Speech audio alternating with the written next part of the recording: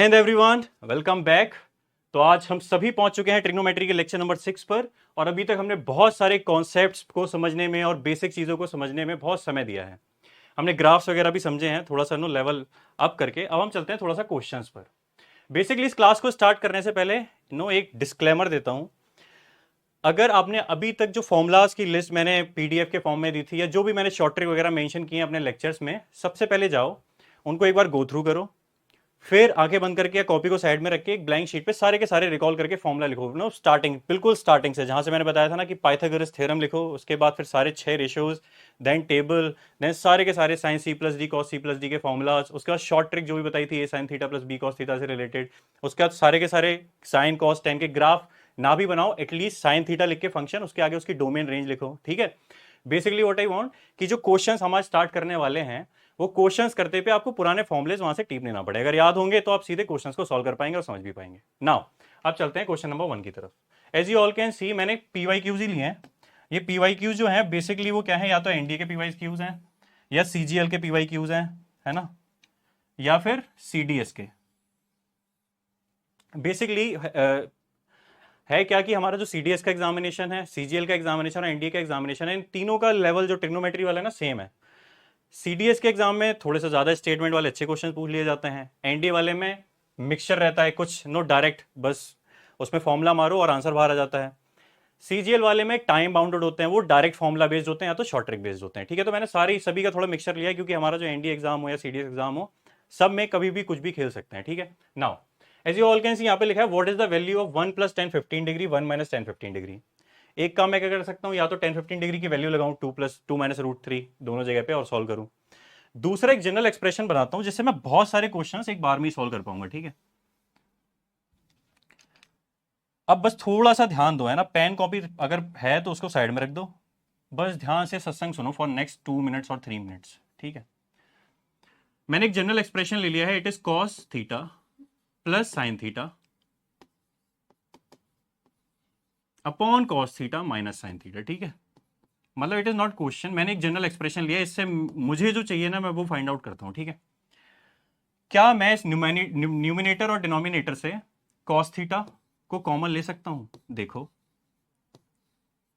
मैंने इस वाले एक्सप्रेशन में से, न्यूमिनेटर में से कॉस थीटा को कॉमन लिया, यहां पे क्या बचेगा 1। सेम यहां पे क्या बचेगा, sine theta upon cos theta. जिसे लग रहा हो ये कॉस थीटा कहां से आ गया है, तो अपनी रफ कॉपी जो बराबर में पड़ी हुई है उसको थोड़ी तकलीफ दो, इसको अंदर मल्टीप्लाई करके देखो, यही वाला एक्सप्रेशन वापस आ जाएगा। सेम डिनोमिनेटर में भी देखो, मैं कॉस थीटा को कॉमन ले रहा हूं, सेम यहां से 1 बच गया, माइनस का यहां पे क्या आ जाएगा, sine theta upon cos theta. फिर से अगर आपको तकलीफ हो रही हो तो अपने पेन और रफ कॉपी को तकलीफ दो, इन दोनों को सॉल्व करो, वापस ये जाएगा। पर इतना समय खराब करने की जरूरत नहीं, इतनी दिमाग की मांग तो अब मैं कर सकता हूं। ठीक है। क्या ध्यान से देखोगे तो मैं कॉस थीटा को कॉस थीटा से कैंसिल कर सकता हूं, नंबर 1 चीज। दूसरी चीज देखो, आप सभी को पता है कि जो sine theta upon cos theta होता है,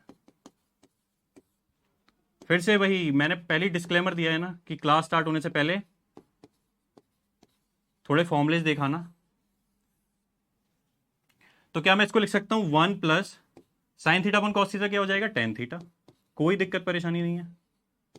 सेम नीचे भी 1 - sine theta upon cos theta, क्या हो जाएगा, टेन थीटा। अब मेरे पास जो रिजल्ट आ गया है ना, मैं उसको पहले साफ करके अलग लिख लेता हूं। मुझे बेसिकली इससे मतलब नहीं है, मुझे मतलब केवल इन 2 बॉक्सेस से है। मैं इसको अलग लिख लेता हूं। ठीक है, स्टार मार्क हैशटैग करके एक जगह पे।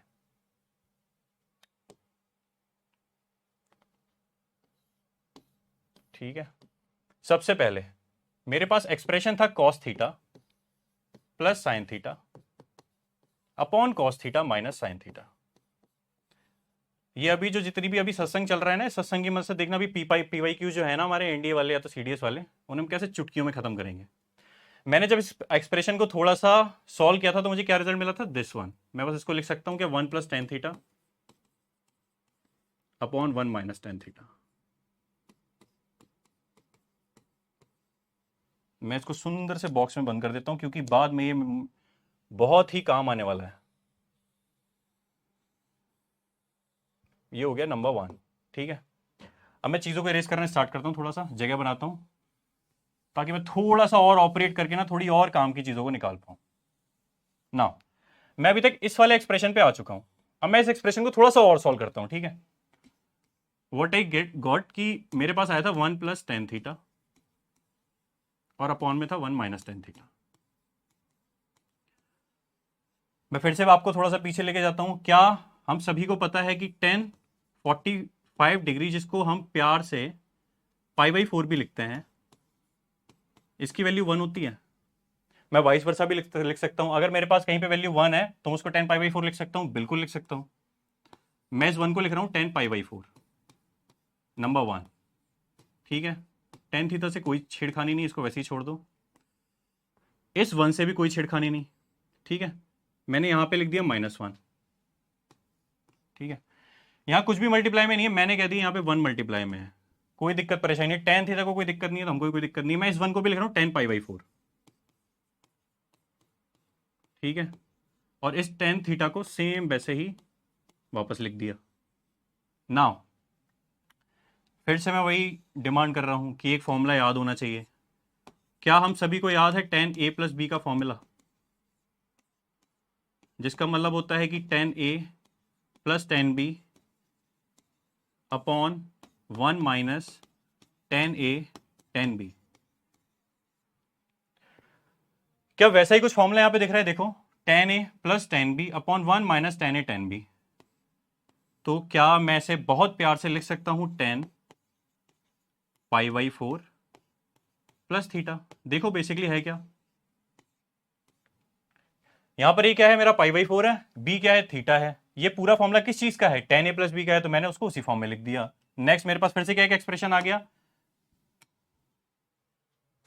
क्या मैं लिख सकता हूं नंबर 2 पे कि दिस एक्सप्रेशन में 1 + tan थीटा, जो हमारे पास पहले ही आ चुका है, अपॉन 1 - tan थीटा, इसको मैं लिख सकता हूं tan π/4 प्लस थीटा।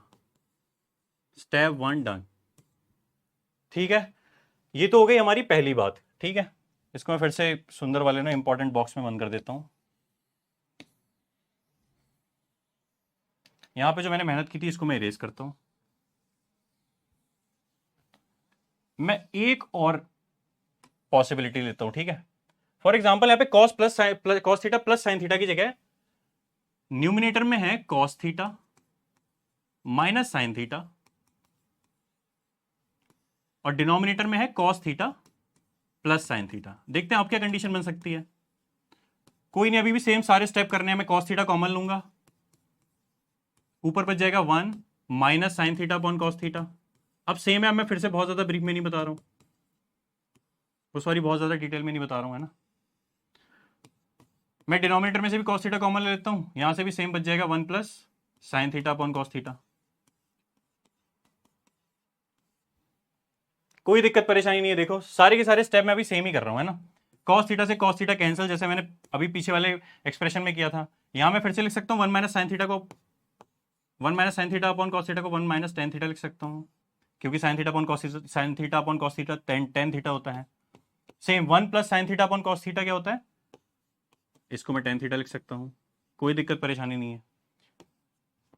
फिर से डिमांड करता हूं एक फॉर्मूले की। क्या हम सभी को याद है tan a - b का फॉर्मूला? इसकी अभी जरूरत पड़ने वाली है, इसीलिए लिख रहा हूं। क्या ये यही होता है tan a - tan b upon 1 - tan a tan b?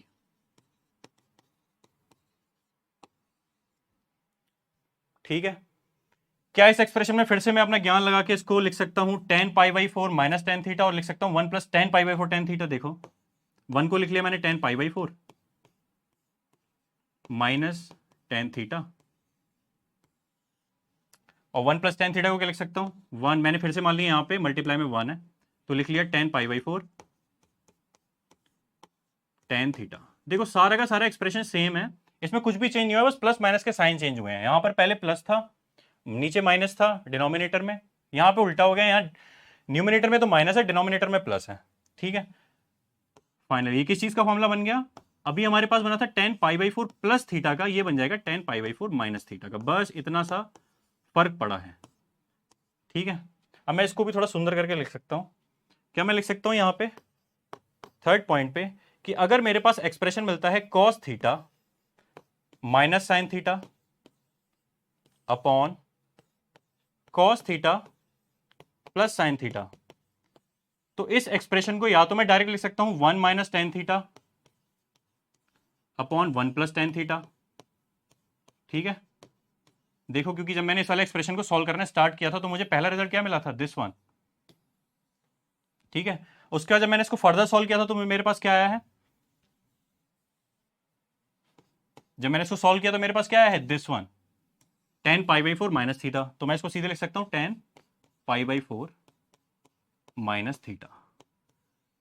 अब बेसिकली जो हम सभी ने अभी इतना समय दिया ना कॉन्सेप्ट को समझने में, ये हमारी मदद करने वाला है डायरेक्ट क्वेश्चन को सॉल्व करने में। ठीक है, बस अभी इतना ध्यान रखना है। ठीक है,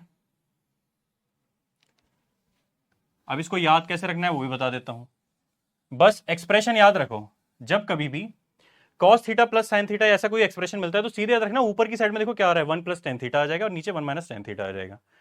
सेम उस वाले में अगर ऊपर माइनस है तो यहां पे 1 माइनस टेन थीटा आ जाएगा, अपॉन में 1 प्लस टेन थीटा आ जाएगा। यहां पर मुझे इस एक्सप्रेशन का फर्दर सॉल्यूशन करने पे क्या मिलता है, ten pi by four plus theta. इसको ऐसे भी याद रख सकते हो,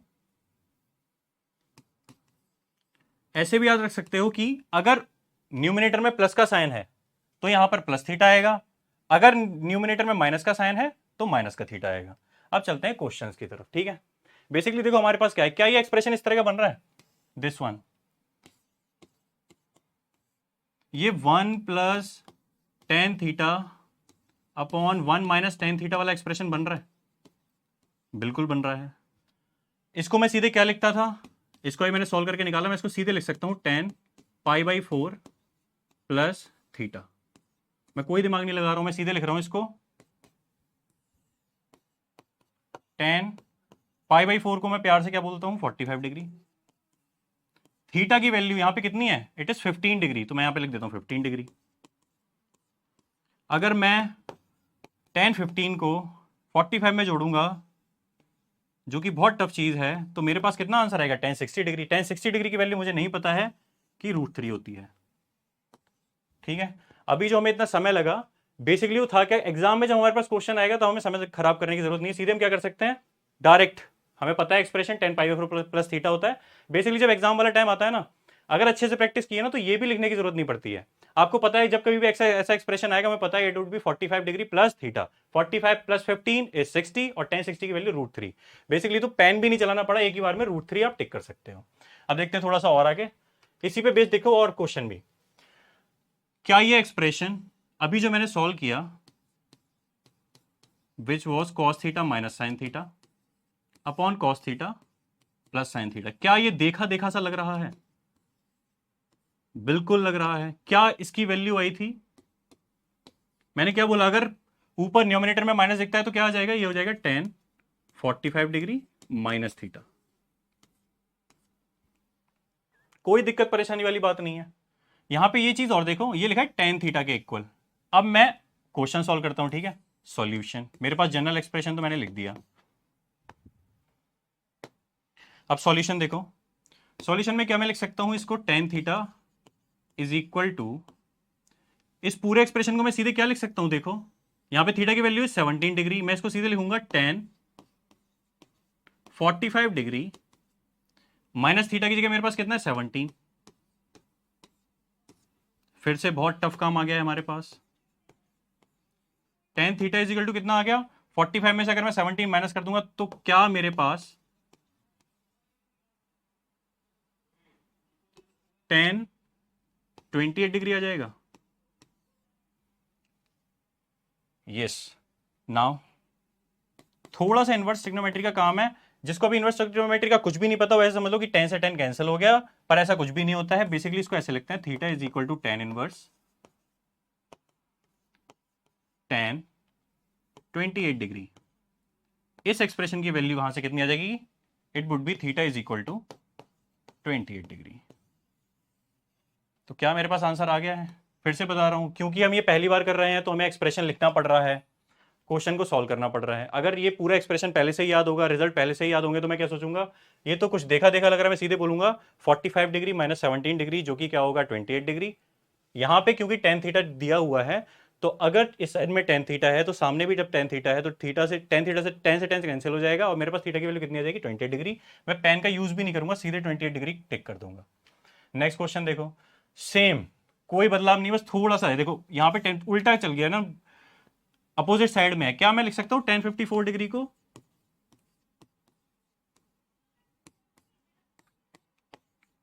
1045 डिग्री प्लस 9 डिग्री।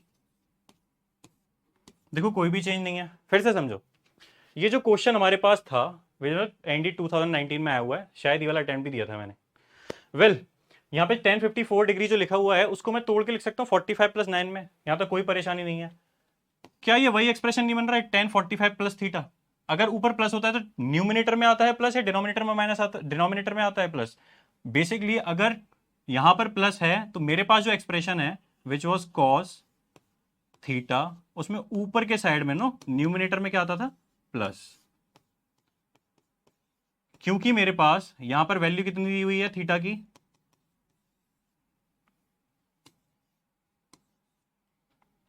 थीटा की वैल्यू 9 डिग्री। तो मैं सीधे आंसर क्या टेक कर सकता हूं, देखो cos 9 plus sine 9 degree upon cos 9 minus sine 9।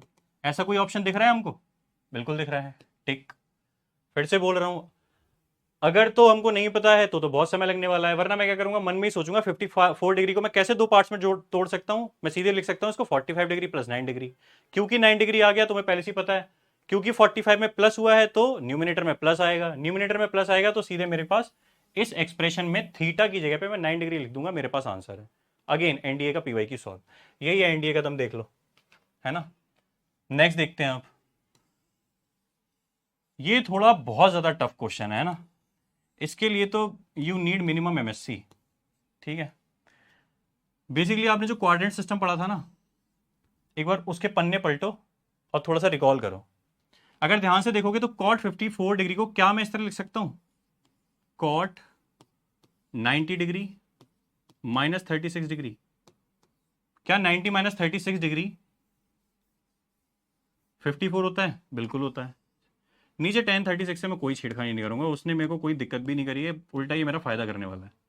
Same, क्या यहाँ पे 1020 डिग्री को मैं प्यार से लिख सकता हूं 1090 डिग्री माइनस 20 डिग्री? बेसिकली इस क्वेश्चन में ना बिल्कुल भी दम नहीं है, क्योंकि मैं अभी पहली पहली बार क्वेश्चन सॉल्व करा रहा हूं, इसलिए मैं थोड़े से स्टेप्स सारे लिख रहा हूं ताकि बाउंस ना हो जाए ना, आपके सिस्टम में एरर ना आ जाए ना। देखो आप सभी को पता है कि पहले क्वाड्रेंट में, देखो सारे के सारे पहले क्वाड्रेंट में सारे के सारे पॉजिटिव रहते हैं, और दूसरी चीज चेंज भी होते हैं क्योंकि 90 वाले एंगल्स हैं। कॉट 90 माइनस थीटा क्या हो जाएगा, 10 थीटा हो जाएगा, it would B 1036 degree. Upon में भी लिखा हुआ है 1036, प्लस यहां पे देखो 1090 माइनस थीटा क्या हो जाएगा, कॉट थीटा, मतलब कॉट 70 डिग्री।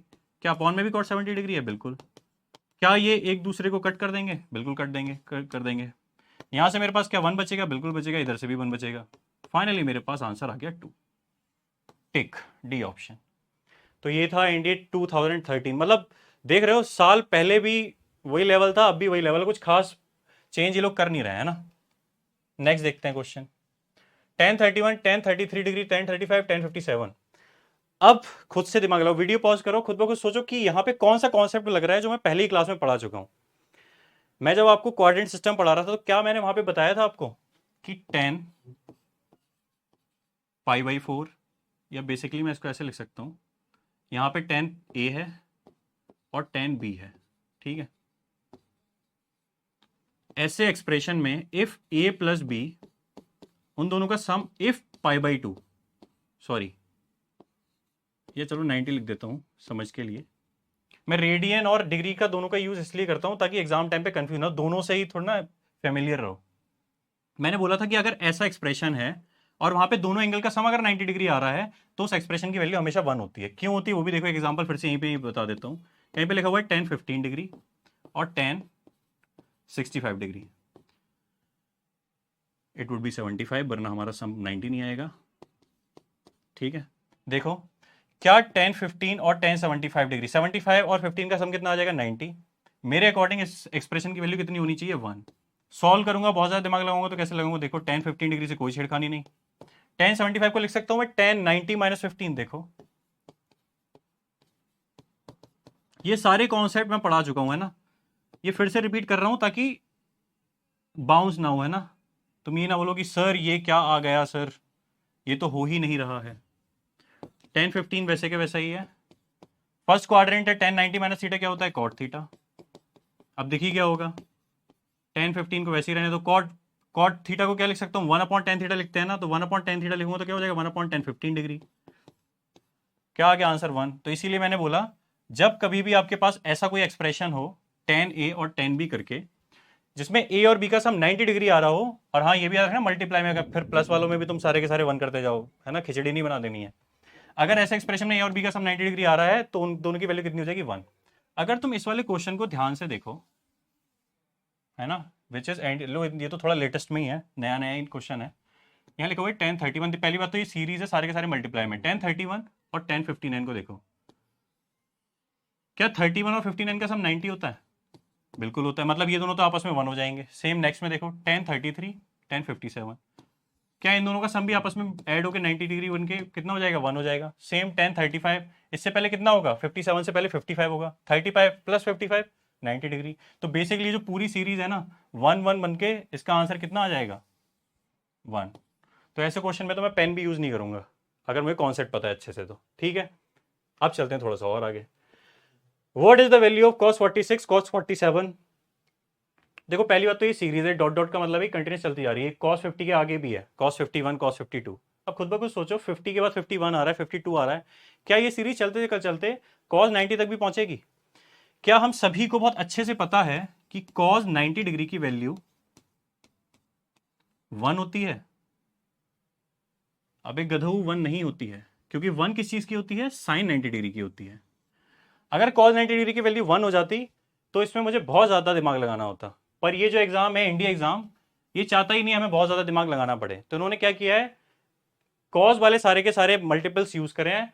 cos 90 की वैल्यू मुझे पता है 0 होती है, क्योंकि यहां कहीं पर cos 90 आएगा। cos 90 जब आएगा तो इनमें से जितने भी एंगल्स हैं कुछ भी नहीं कर पाएंगे। जब, क्योंकि मैं बचपन से सिखाया गया अगर मैं 0 की मल्टीप्लाई किसी भी फंक्शन से कर दूं तो मुझे आंसर कितना मिलता है, 0। टिक, खत्म क्वेश्चन।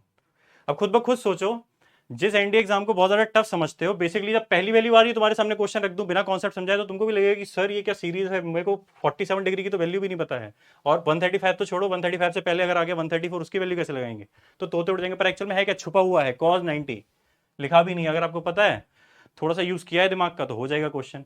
पीछे वाले क्वेश्चन भी देखो तो देखने बहुत डरावने हैं, पर अगर कॉन्सेप्ट पता है 31 59 मिलकर 1 बना देंगे, कुछ भी नहीं है क्वेश्चन में।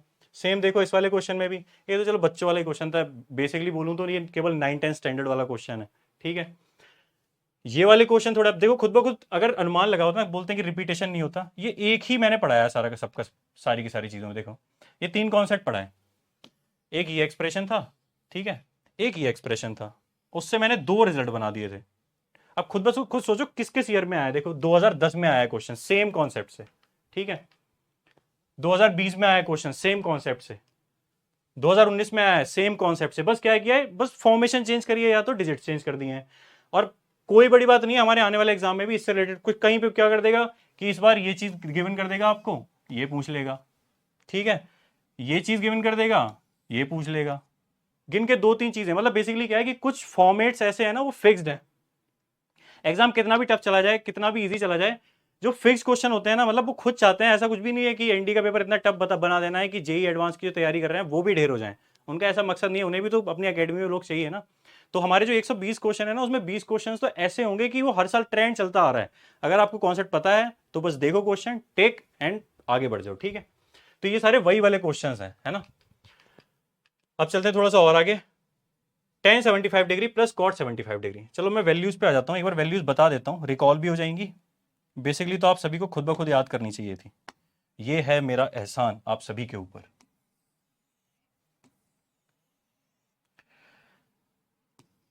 साइन 18 डिग्री से स्टार्ट कर लेते हैं। क्या ये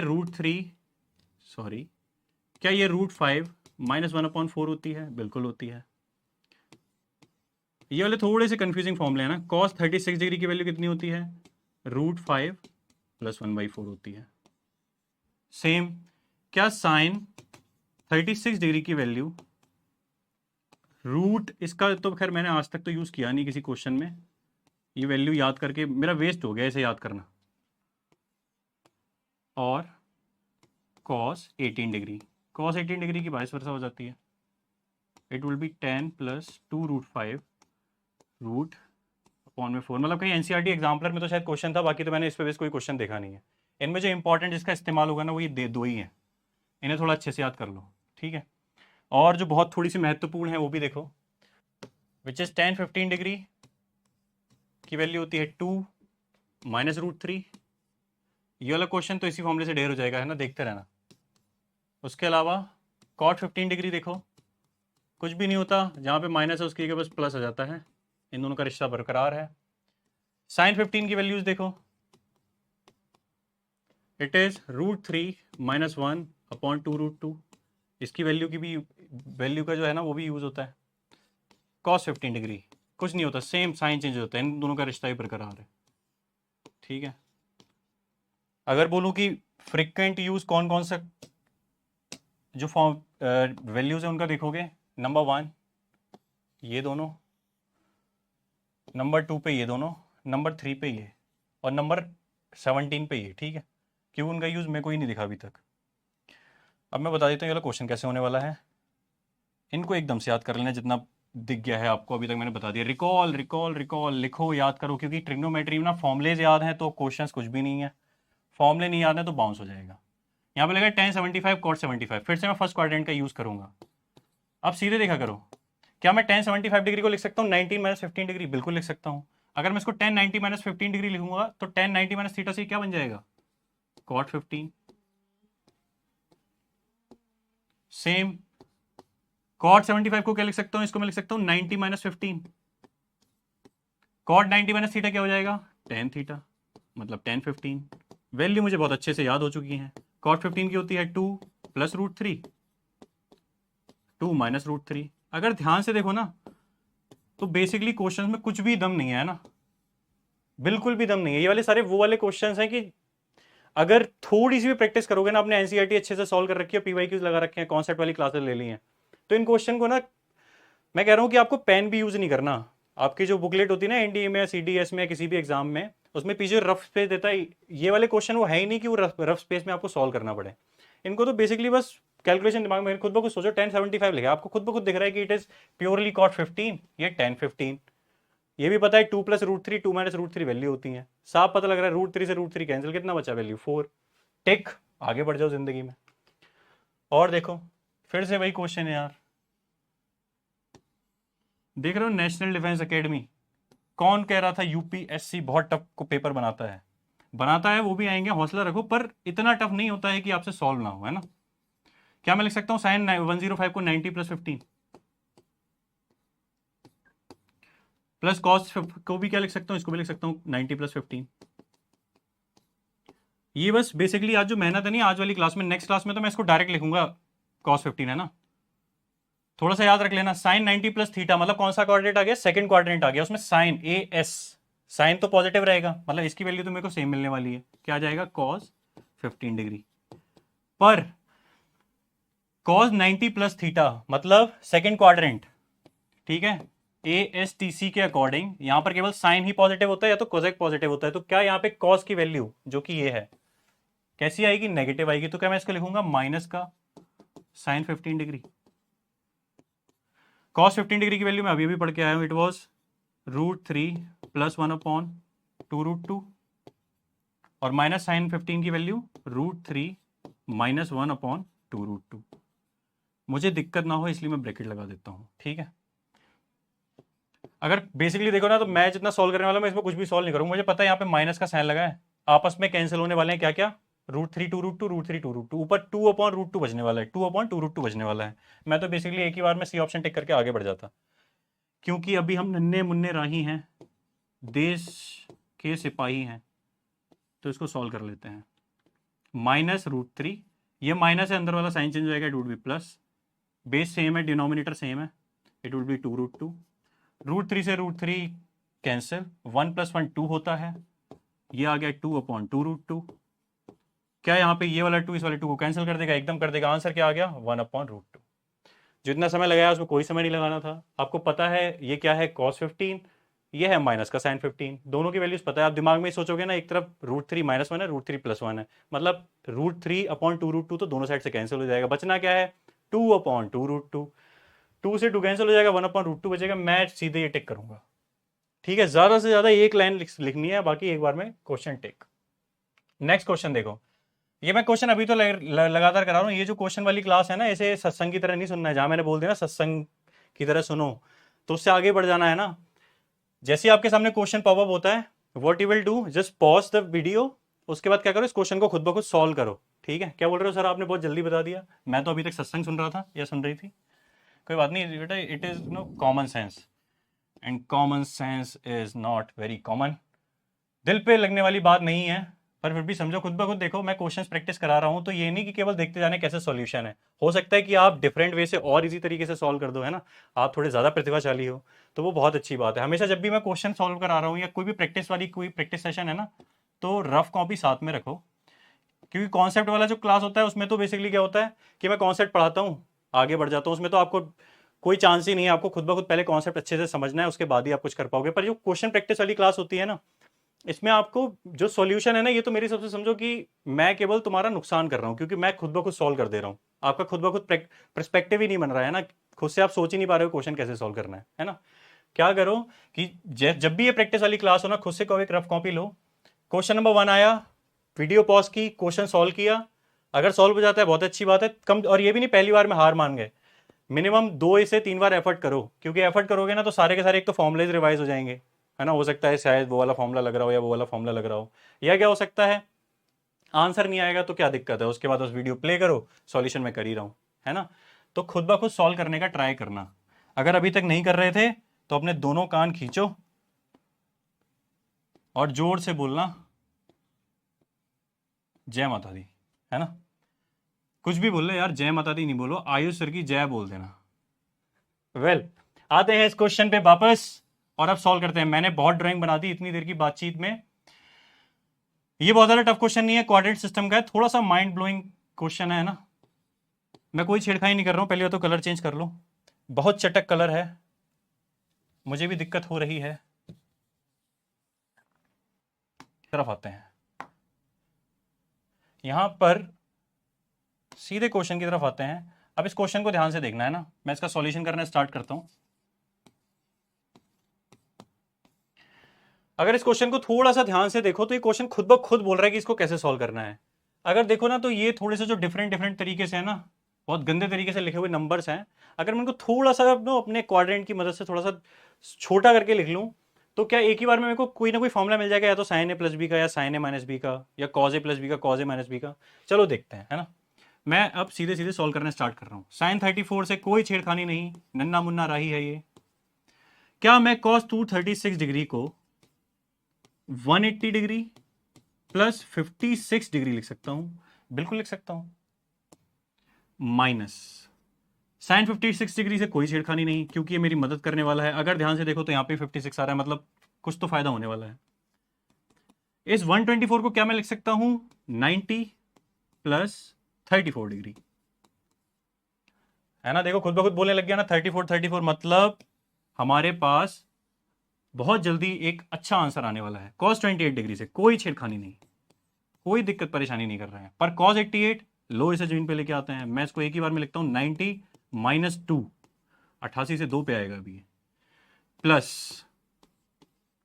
cos 178 को मैं लिख सकता हूं, बिल्कुल लिख सकता हूं। इसको लिखूंगा मैं 180 - 2। अब देखो, मैं इसको एक 90 के फॉर्म में भी लिख सकता था, पर मैंने क्यों नहीं लिखा, क्योंकि देखो यहां पे मेरे पास 2 बनने वाला है ना, तो मैं कोशिश कर रहा हूं कि a + b या a - b का फॉर्मूला बन जाए, सो दैट एक ही बार में आंसर आ जाए मेरा, है ना। क्योंकि क्वेश्चन को सॉल्व करके क्वेश्चन नहीं बनाना होता है, क्वेश्चन को सॉल्व करके आंसर लाना होता है। इसको भी लिख सकता हूं मैं 180 प्लस 28 डिग्री, है ना। तो अप्रोच ऐसी होनी चाहिए, इस तरह दिमाग लगाना है। मतलब ऐसा ना हो कि इतने सारे कॉन्सेप्ट्स और जो ग्राफ्स मैंने समझा दिए, इस क्वेश्चन को सॉल्व करके तुम इतना बड़ा बना दो, है ना। तो वो नहीं करना है, इस क्वेश्चन को सॉल्व करना है, जितना श्रिंक करके ला सकते हो तभी तक तुम ये खुद ब खुद देखो ना, 2 1 इतने छोटे छोटे प्यारे प्यारे से आंसर है, तभी वो आंसर आएंगे। अब देखो हमारे खुद ब खुद, अब क्वाड्रेंट सिस्टम पे पहुंच जाओ, थोड़ा दिमाग लगाओ कि चारों क्वाड्रेंट में ASTC के अकॉर्डिंग कौन सी चीज पॉजिटिव थी, कौन सी चीज नेगेटिव थी, है ना। साइन 34, क्या cos 180 प्लस थीटा, मतलब थर्ड क्वाड्रेंट में क्या चीज पॉजिटिव होती है, AST, मतलब 10 पॉजिटिव होता है, तो इसके वैल्यू तो नेगेटिव आने वाली, खतरे में है। मैंने इसको सीधे लिख दिया ब्रैकेट में माइनस का cos। चेंज क्यों नहीं होगा, क्योंकि यहाँ पे 180 है। मैंने बार बार बताया 90 और 270 वाले चेंज होते हैं, 180 30 60 वाले चेंज नहीं होते हैं, नहीं बदलते हैं ये। नाउ साइन 56 से कोई छेड़खानी नहीं है, साइन 90 प्लस थीटा, यस ये बदल जाएगा, और ये बदल गया। फितरत है भाई लोगों की बदलना, पर जिंदगी में बदलाव जरूरी है। अगर आपको कोई बोलता है कि तुम बदल गए हो, तो आपका रिप्लाई क्या होना चाहिए कि भाई तुम भी बदलो, क्योंकि नहीं बदलोगे तो पीछे रह जाओगे। Now cos 28 degree, cos 90 minus 2 फिर से बदलेगा, और बदलाव जरूरी है, क्योंकि पढ़ेगा इंडिया तभी तो बढ़ेगा इंडिया। वेल मतलब करेक्ट नहीं हुआ, पर तुम समझो बदलाव जरूरी है। नाउ cos 180 माइनस थीटा, मतलब कौन सा क्वाड्रेंट है, सेकंड क्वाड्रेंट है। सेकंड क्वाड्रेंट में क्या cos पॉजिटिव होता है, बिल्कुल नहीं होता है, तो मैं इसको लिखूंगा माइनस का cos 2 डिग्री।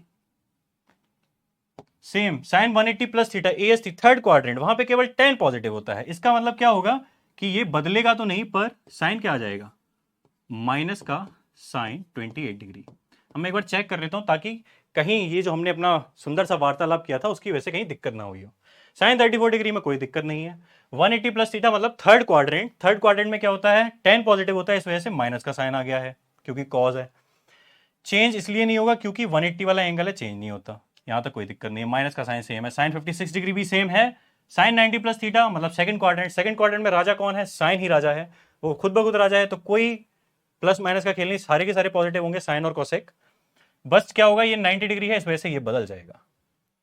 cos 28 डिग्री से कोई दिक्कत परेशानी नहीं, 90 वाला है मतलब ये भी बदलेगा, क्योंकि फर्स्ट क्वाड्रेंट है, फर्स्ट क्वाड्रेंट में सारे के सारे राजा हैं, तो साइन चेंज नहीं होगा, पॉजिटिव आएगा, बस कॉस साइन में चेंज हो जाएगा, प्लस का साइन वैसे ही बरकरार है।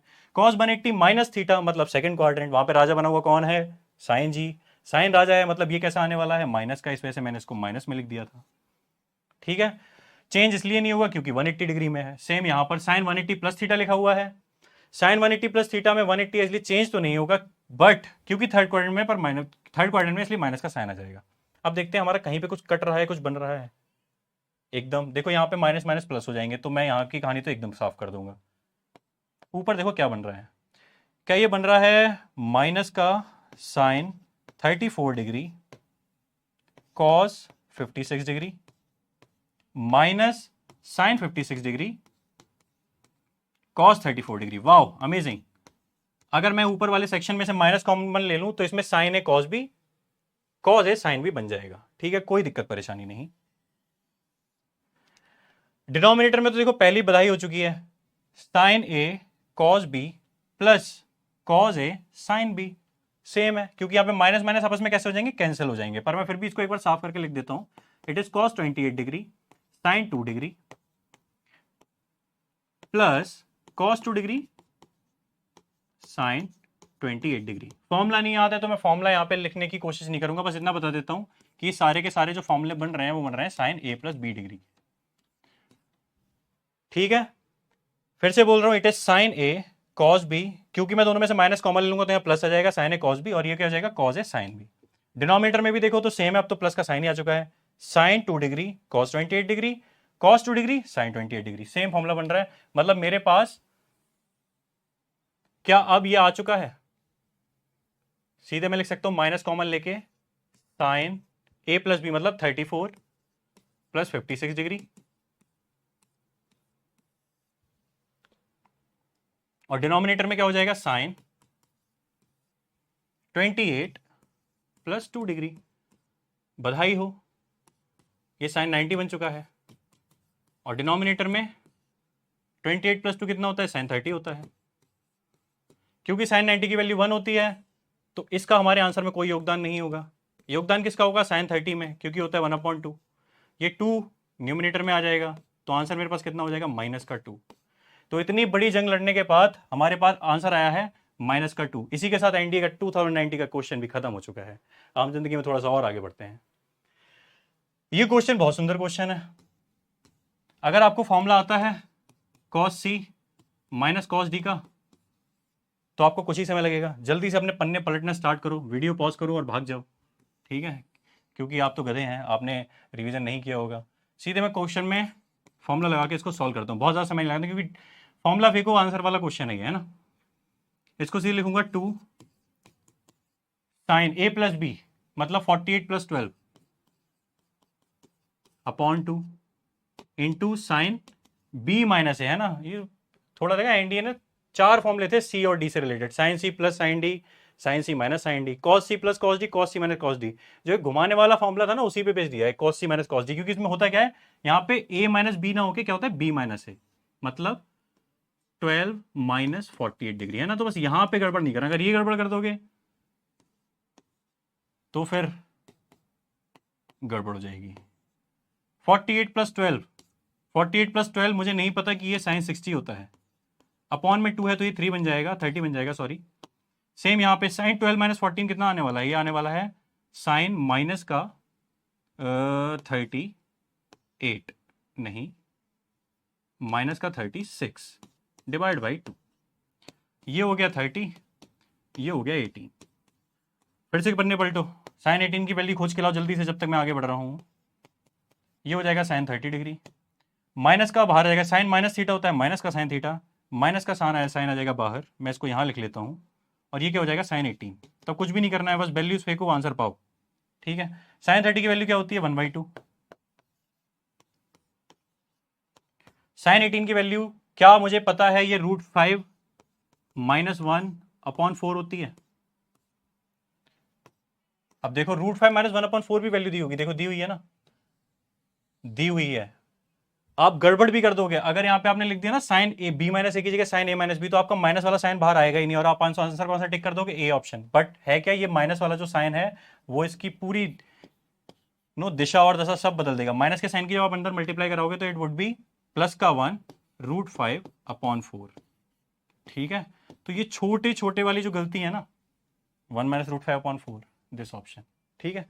तो अगर आप फॉर्मूला सही से अप्लाई करोगे, इस माइनस, छोटे से माइनस के साइन का अगर ध्यान रखोगे, तो आपके पास सही आंसर आ जाएगा। अगर इसकी वैल्यू नहीं की, आपने इसकी अहमियत नहीं की, तो आपको धोखा मिलेगा, ठीक है। अब जिंदगी में थोड़ा सा और आगे बढ़ते हैं। Now next question is sine 24 cos 66, sine 24 cos 66, 2021 का फर्स्ट। वाह!